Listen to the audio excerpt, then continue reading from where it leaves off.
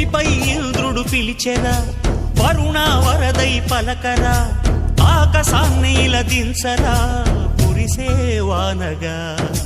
మారని యాతన తీర్చగా, మాతల రాతలు మార్చగా, ఈ జల యజ్ఞము సాక్షిగా తలనే వంచరా. మహారాజు తాని సమిధల్లె మారి నిలువెల్లా వెలిగెరా, భోగాన్ని విడిచి త్యాగాన్ని వలచి తాపసిగా నిలిచెరా. జనక్షేమమే తన సంకల్పముగా, తన ఊపిరి హోమజ్వాలలుగా, స్వర్గాన్నే శాసించెనురా, అమృతమును ఆహ్వానించెనురా.